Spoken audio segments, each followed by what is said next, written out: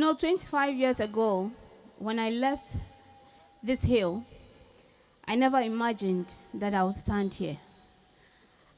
I never imagined that I'll be introduced as a visionary leader, but here I am. So thank you so much. It's my profound honor. I'd like to share with you a bit of my journey that has helped me, and I believe would also help you, especially our young sisters over here. And as I speak, there's one thing that I would like you to notice that runs through the speech. And I hope that you can, pick that up and apply it. Before I start, I'd also like to commend the Red Ladies. Thank you so much for your commitment and for the passion. It's been an exciting 2.5 days already, and I've had so much fun with the girls. And as we drove to Cape Coast and up the hill, I had a lot of nostalgic memories mixed with a lot of emotions. I remember right here we used to have the inter-houses competition. And then when we went into the classrooms, I also remembered cachette. Hey, that thing used to scare me. And I don't know why whenever I remember cachette, I remember Mr. Day.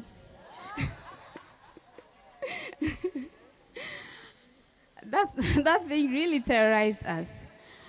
But one major thing that also came through my mind was the sense of pride of the values that the school instilled in us. When you are here, you always hear about being a woman of substance. And it's very easy to, make it sound like it's a cliche, but it's not. And as you grow, as you go through life, you realize that it's even more important. And just like the theme we have for today, for me, being a woman of substance is somebody who is sustainably empowered. You can be empowered, but it has to be sustainable. To live out their dreams and aspirations, which is what I wish for you all, my dear girls.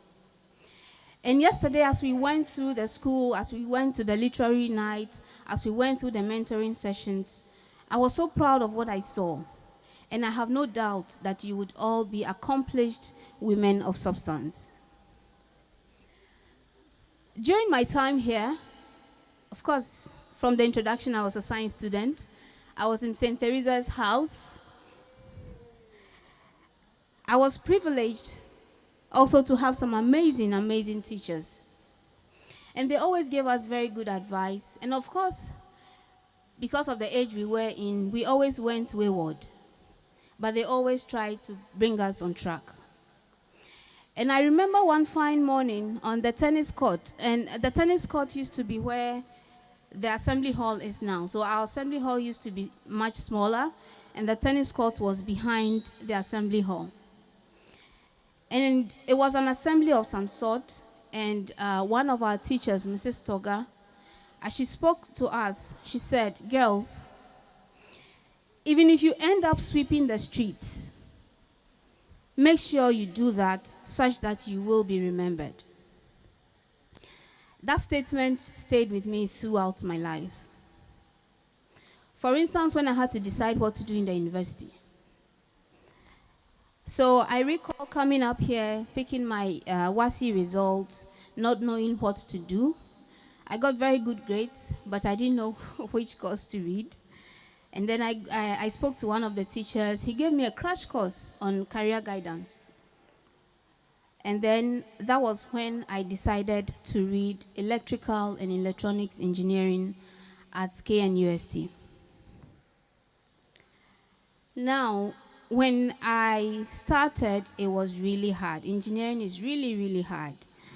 But I'm not saying this to discourage you. I'm just telling you that you need to put in the effort. But then what made me that successful to the point that I ended up in the dean's list in a number of times was that thing that Mrs. Toga said to us, that even if you end up sweeping the streets, do so such that you will always be remembered. Did I face challenges? Of course I did, sometimes to the point of failure. But in all this, I remembered to put in my best. Now, as I continued into the corporate, it became more apparent that competence was non-negotiable. And even more so as a woman, I had to work twice as hard to prove my worth. Sometimes this brought on, some sort of self-doubt. But I also know that as you go through the walls of Holy Child, there are some self-doubts sometimes. You would compare yourself sometimes, and then there's also pressure of expectations. But what I want you to remember is that foundation here that the Holy Child system puts in us is one of strength, one of resilience, and an unwavering faith in your own capabilities. If I have made it here, just know that you also can make it.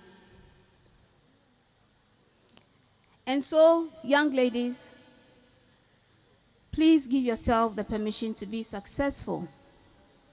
Because who else can do it if not you?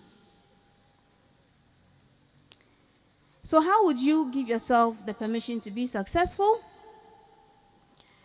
One of the things that I also realized over the past 25 years is it matters who you surround yourself with. Statistically, you are the average of the 5 people you hang around with the most. So who are you hanging around with? When I left the university, I was so lucky to land a job almost immediately. And that was when most of my mates were doing their national service. I hope the people who look at the tax are not here. But yeah, I started job almost immediately. So I didn't do my national service. Later on, I went back to rectify it. But how did I land that job straight from the university? It was because I had a good word put in for me by somebody that I had, interacted with in the past and did something for him without necessarily expecting a return. This was somebody who needed help badly when we were on campus in tech, and he was a few years ahead of me. He could not approach me, of course, because I was like 2 years behind him. So he had to go through the lecturer. The lecturer gave me a heads up. So I sat with him. I tried to help him. He was even, he wasn't comfortable, basically. But I had to ease out the conversation when we first met. Now, what did this teach me when I got the job? It taught me the importance of nurturing and building genuine relationships. I know you also hear about networking, but I want you to also have in mind that when you network, you are networking with a mindset of what you can do for the next person. Don't always think about yourself.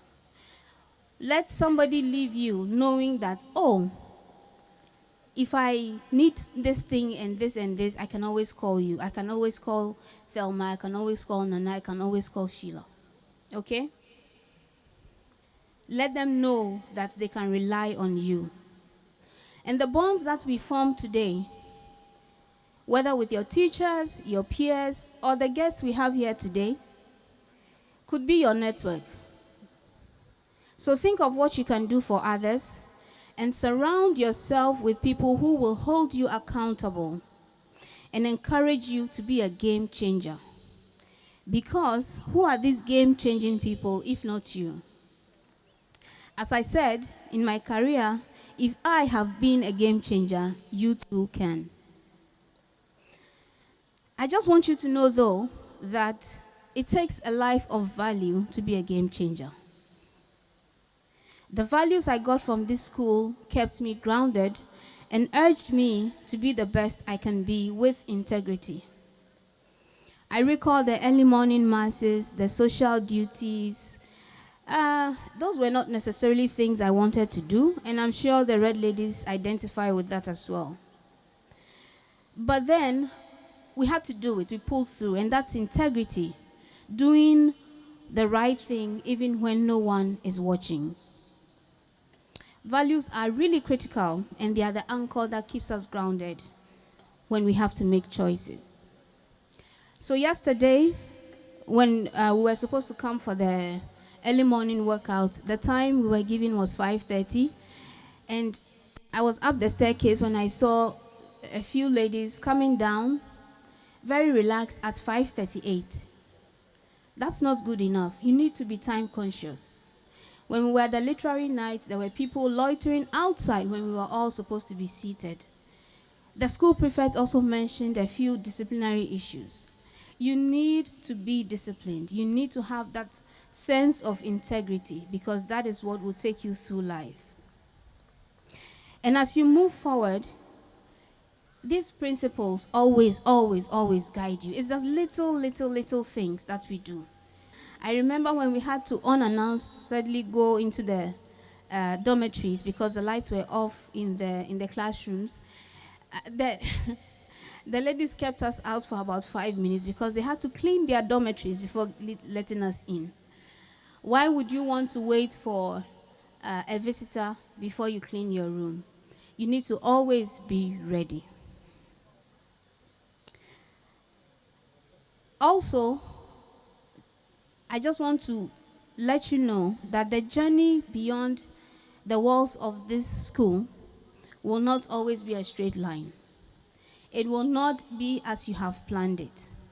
But please embrace your detours. I'll quote Michelle Obama, what she said in her memoir, Becoming. She said, and I quote, "For me, becoming isn't about arriving somewhere or achieving a certain aim.